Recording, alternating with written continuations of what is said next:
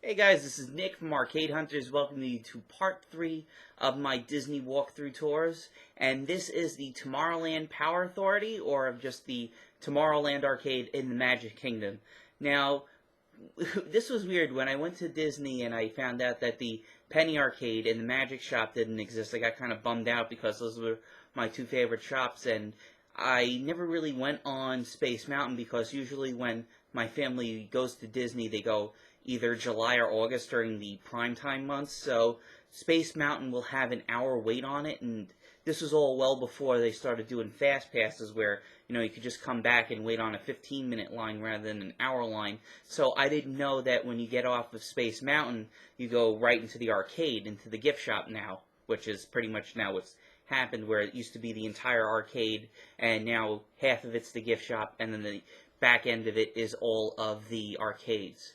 Now, what I'd like to tell you about this is some of the stuff that I didn't have my information right on the old DDR machine. They used to have DDR Disney's Rave, and I'm pretty sure it was one of the only arcades in America that had it. Probably a couple of other specialty Japanese arcades, probably in California, may have had it, but I know that this was the one where a lot of people got to play it for the very first time, me included. And I had heard something about someone had tried for, like, the main dev team, tried cracking it open to get the source code out of it, but when I was talking to Robin, who's one of the techs that works at Disney World, he actually going to see in the next video that I'm going to talk about, he said something like the hard drive or something that was inside of the machine died. And they said they tried calling up the distributor, they tried calling up Konami directly, and they even tried going on to eBay to try to find parts to fix it, and they couldn't fix the machine, so it ended up they ended up taking it out and putting the pump it up machine, so instead of having a nice unique game, we got pump. And one of the things that I wanted to say is the pinball machines there work decently, but they're very, very dirty. One of the other videos that I took, as I said, I lost the videos that I shot on Saturday and Sunday, was I took a video of the Indiana Jones playfield, and if you guys have ever played Indiana Jones from Stern, you'll know it's a bright yellow playfield. Same thing with Pirates of the Caribbean. These ones were dirty as sin. I mean, it was just really disgusting. It looks like they have not been cleaned in months. But what's weird is that everything in them worked. Because I was playing Indiana Jones, I actually got like 75 million points on it, and I was doing really good on it. I was surprised because the thing was really dirty. Roller Coaster Tycoon, I ended up getting 4th place on it. The Mary Shelley's Frankenstein game has been there for years, and no, that had an out of order sign on it. I was debating on putting a quarter in to see if it would work. They had the most of the games there are about from anywhere from a quarter to $2. The Afterburner Climax that was broken had a $2 price tag on it, which is a lot more than the one that they had over at the Pizza Planet arcade, but probably the one in Magic Kingdom actually worked because as I said in the intro video, the one at Pizza Planet, the missile button was broken. And, it sucked because they got rid of they used to have the full 8-player Daytona cabinet, and they used to have the spot where an attendant could work there, and they have, like, the microphone and also another monitor, so the attendant could, like, do, the race play-by-play with you, and everybody could watch, and you would just wait in a line and get on the line and put $2 in, or whatever the price was that they charged.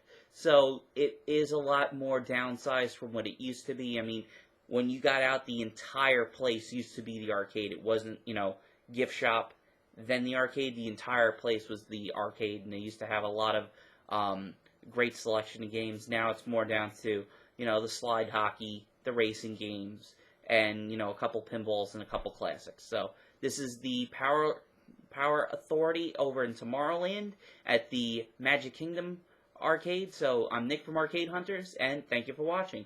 Hey kids, Nick from Arcade-Hunters.com here. Monday on Columbus Day, we're in the Tomorrowland Power and Transit Authority. I think it's just the Power Authority. It's the arcade. We had 2 Star Wars episodes.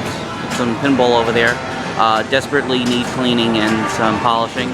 There's Tall Guitars Pro, lawn darts, and speed bags. Here's Global VR's one of their new games is Twisted Stunt Racing. Haven't played it yet. Some of the games here are pretty good condition. They charge from about $2 to 50 cents a game. Jumbo Safari. Fortunately, this Afterburner Climax is out. Some more over here. We got all the Fast and the Furious. We got a Galaga Class A81. This is brand new from Namco. This is Dead Heat. Really, really good game. Got a chance to play it. Of course, uses the camera, uses a pin code system. As you can see, there's me with LMB Simone Gardens in Brooklyn, New York. Awesome game right here. I'm so glad I finally got to play this. Namco Bandai's Tank Tank Tank. Really cool game. They can have it up to 4 players. Unfortunately, it's only 2. But you can team up and attack other players, or you can attack giant monsters and stuff like that. Amazing game if you guys ever get a chance to play this. We got Skeet Shooting USA and an Atomus Wave cabinet. These are a little bit of an oddity to find. We got the shitty NASCAR racers. Unfortunately, they have gotten rid of the original Sega one. 2 deluxe Hummers. We got Blazing Angels, Crazy Taxi, and a stand-up Naomi cabinet. Fortunately, it's 75 cents. Harley Davidson, the LA Riders. Panzer Elite. I don't know how this works. I think the screen comes down as you go inside to play it. I have no idea how it works. I'm not going to put my money into it. The first Mario Kart Arcade GP. Outrun 2, thank God, still here. They used to have Outrun 2 SP on a big deluxe cabinet. That was about $1.75 to play.